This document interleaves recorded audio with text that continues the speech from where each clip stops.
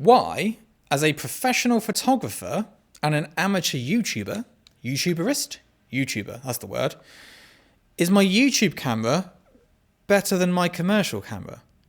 What's the crack there? And this is something that my friend came around and is like, Scott, mate, your YouTube camera rig is considerably better than your photography camera rig. And there's a few reasons for this. I want to talk about it because I think they're very relevant to our profession and the state it's in. First of all, why have I got such a good YouTube camera? This is a Blackmagic 6K beast of a machine. I've got a nice lens on it, a zoom lens. It's a 1.8, super sharp. I'm sure you can tell from the ridiculous detail in my beard. It's a good bit of kit. I've got a very expensive microphone down here. It's a nice Rode. I say very expensive. It's all relative. But, you know, this whole setup costs more than my actual photography setup. And I make far less money from YouTube and workshops than I do from photography. Considerably less. Now, there's a few reasons why it is the way it is. And one is that photography, a still medium, hasn't really changed that much at all, really. This 5DSR here does more than I need it to do. There's nothing better. There's better cameras out there, but in terms of where the image ends up, billboards, magazines, the internet, none of them do a better job of it. Like, it's great you've got more dynamic range, but my eyes can't see it. Cool, it's a sharper image, but my eyes can't see it. And yes, the file size might be bigger, but I'm only printing it that big, so why spend more?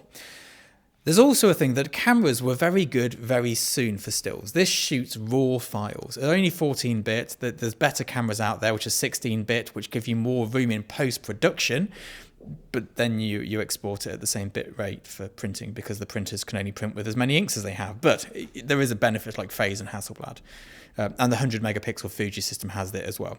But generally speaking, it's all much of a muchness. But video is a dark art. If you shoot video on this, which a lot of my early videos were, most of my best performing videos were shot on one of these with a 5D Mark II. Let's put a lens on throwing up with a dust disaster. If you shoot it on that, it's all baked in. It's just like a JPEG. You get what you're given. Whatever comes out is what you get. And just 1080p, plenty for YouTube. As you can see, all the videos with the highest views are shot at 1080p. But the problem is I'm a one-man YouTube band. There's just me in here because I'm too self-conscious to have anybody else around, and I can't monitor the shot. I know the lighting in here has changed throughout the day. Well, this is my filming day. I've made a bit of an adjustment, but I'm going to need to fix this in post. And this camera here lets me shoot in something called B-RAW, which is kind of like a raw video format, which means I can correct the white balance, the exposure, the shadows, the highlights, the whole shebang. If I mess it up in camera, I can fix it in post.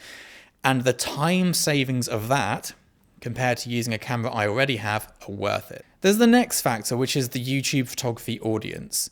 In photography, most clients don't want razor sharp images. Very rarely, it does happen, sometimes it is a look, but it very rarely happens that sharpness comes up. On YouTube, people want to see sharp, detailed videos. They just do. And they want crispy audio, which I understand because bad audio is awful, but they really want a sharp video. They also want to watch it on their 4K screen at 4K. Now, this is a 6K camera. I downsize it to 4K in post-production. I don't really export it at 6K because it takes too long, but I downsize it to 4K and it does a great job. It also means when I'm doing my workshops, which we deliver at 1080p, because I know you can't tell the difference, I've got 6K, so I can do a wide shot and I can punch in on details of what we're doing. Now, my workshops go into two different areas. One of them is talking stuff like this, like my marketing workshops, my business workshops, and the other one are practical workshops where I show you how to do things.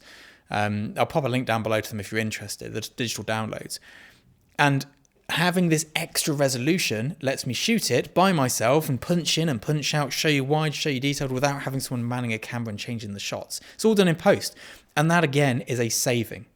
It's a saving of time, which is therefore a saving of money, and I can pass on that saving to you, which is why they're reasonably priced. So why is it then that this camera is better than my stills one? And it really comes down to one thing, time. And time is so important to me because I say I'm a one-man band. I'm not a one-man band. There's me, there's a producer, there's an agent on my photography side, a retoucher, a digitech, an assistant on shoot days.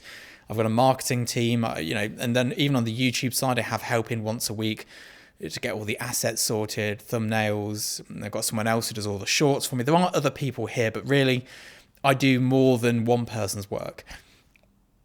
And if I use the 5DS, and today I'm shooting this, and I can already see it slightly underexposed in the monitor up here, I'm going to have to shoot the whole day again. The whole day. And that just isn't time effective because tomorrow I've got a whole day being back on my photography business. I'm down in London for meetings. I'm showing my book to people. I've got to be there. I can't be faffing around reshooting it.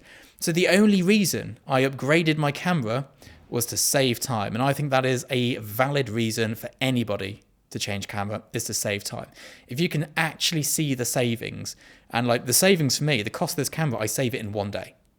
Just by being able to go tomorrow to London and do my meetings and get a booking out of it and not have to fix all of this because I've shot it underexposed, that does it for me. And that is why my YouTube camera is better than my professional one. I'd love to hear your views down in the comments below. I'll see you all soon. Bye-bye.